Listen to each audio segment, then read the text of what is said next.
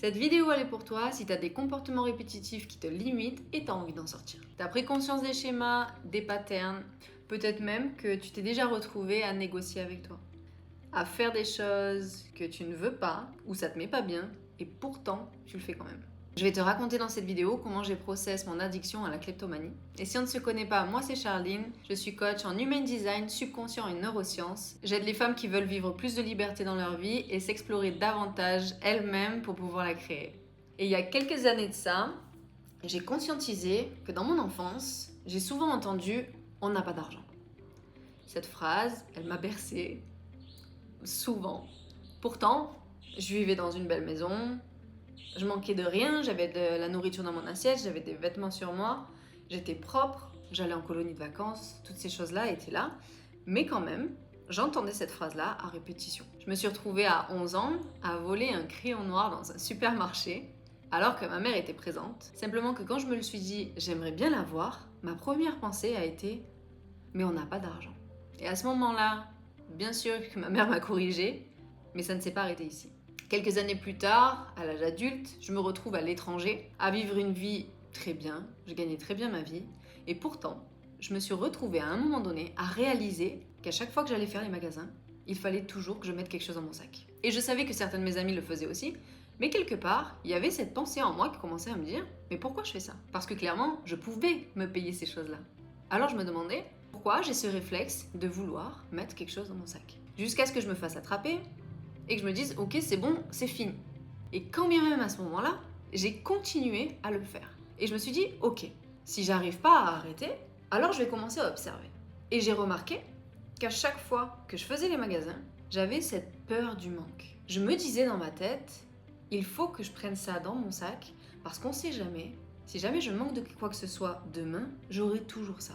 Ou bien, si jamais demain je me retrouve avec moins d'argent, j'aurai toujours l'argent que j'ai pas mis là-dedans. » Donc j'avais toujours cette peur du manque présente en moi, cette voix dans ma tête qui me disait « ça va, c'est bon, c'est rien, juste une fois ». Et j'avais un vrai mindset de pauvre. C'était inconscient, mais ça prenait toute la place. Et je suis désolée de le dire ici, parce que si tu regardes cette vidéo, c'est que quelque part, t'as aussi ce mindset de pauvre. Alors je sais pas à quel niveau il est, mais regarde bien, à partir de maintenant, qu'est-ce que tu crois manquer dans ta vie ? D'amour, d'argent, d'écoute, de présence, de confiance, de foi ? Parce que c'est à partir du moment où tu vas commencer à regarder que les choses vont pouvoir commencer à s'améliorer. Mais je vais finir l'histoire. Clairement, à chaque fois que cette voix, elle se présentait pour me dire « ça va, c'est bon, c'est juste une fois », il y avait toujours des signaux. Ma poitrine qui se contracte, mon cœur qui bat. Et tout ça, même si je pouvais le payer, je pensais vraiment que ce n'était pas possible pour moi de m'offrir ces choses-là. Et on parle de nourriture. Donc c'était vraiment à un niveau inconscient, deep down, que tout se jouait. Je me sentais esclave de mes pensées.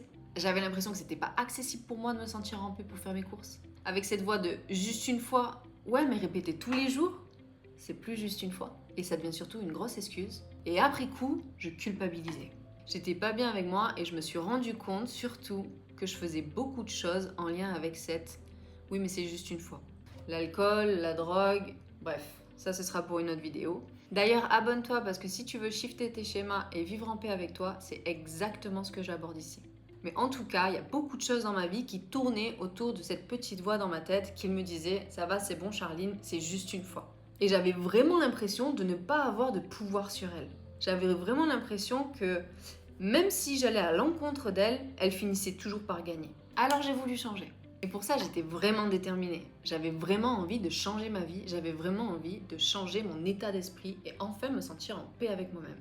Et j'ai mis des process en place qui, bien évidemment, n'ont pas marché. M'interdire, me juger, me punir, voire même de me promettre de ne plus le faire. Et ça a été les grosses erreurs que j'ai fait avec moi. Parce qu'après me montrer que je ne pouvais pas le faire, que je n'avais pas la capacité, ou quand même je n'avais pas la force mentale pour le faire, ben en fait ça ne m'a rien apporté. Alors à un moment donné, je me suis dit, ok, je vais arrêter de me demander des choses. Et je vais simplement commencer à faire quelque chose. Sur un mois, tout ce que je mets dans mes mains, je m'engage à le payer. Fini de négocier avec la petite voix dans ma tête. J'ai commencé à la regarder. À chaque fois que je prenais quelque chose dans ma main et qu'elle me disait « ça va, c'est bon, c'est juste une fois », je le posais en même temps dans mon caddie. Et genre, il n'y avait pas d'autre possibilité. J'ai pu chercher à montrer à cette voix qu'elle avait tort Je l'ai juste laissé parler. Et en même temps, je me suis rappelé que tout ce que je mettais dans mes mains passait dans mon caddie. Alors moi ici, je te parle de mon histoire. Là, je te parle de kleptomanie, je te parle de cette sensation que j'avais dans mon corps. Mais si tu regardes bien, il y a un endroit dans ta vie où tu vis exactement la même chose. Il y a un endroit dans ta vie où tu mets en place des négociations avec toi-même, où du coup ça te coûte ta paix. Et ma question pour toi ici, c'est comment est-ce que tu pourrais appliquer cette astuce de tout ce que tu mets dans tes mains, tu le payes à ta propre histoire à toi? Comment est-ce que sur un mois, tu peux commencer à définir quelque chose qui va changer le reste de ta vie? Parce que pour moi, ça a marché. Ça fait 8 ans maintenant que tout ça, ça s'est transformé. Et même si j'ai fait des thérapies et que je me suis fait accompagner, à aucun moment je l'ai fait directement pour cette thématique-là. Simplement pourquoi? Parce que je l'ai décidé. J'avais déjà choisi dans ma tête. C'était déjà acté pour moi. J'étais déterminée à vivre ce changement pleinement. Et une chose est sûre, c'est que si tu le choisis, tu peux le vivre. Si tu y crois profondément, alors c'est possible pour toi aussi. Et rappelle-toi bien d'une chose, rien n'est linéaire. Mais c'est la constance que tu vas avoir avec toi-même qui va t'amener exactement là où tu veux. Et pour ça, si tu as besoin, fais-toi accompagner. Mais surtout, vraiment, si j'ai un conseil à te donner, c'est prie. Que ce soit Dieu, l'univers, la galaxie, les anges, ce que tu veux, nourris ta foi. Parce que la paix, elle est accessible à celui qui cherche à s'y connecter.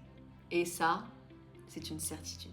Et si cette vidéo elle a résonné avec toi et que tu as envie de partager en commentaire comment est-ce que tu appliquerais tout ça à ta vie, qu'est-ce qui résonne avec toi, je serais ravie de te lire. Sinon, je te fais plein de bisous. Je te dis à très vite dans une prochaine vidéo.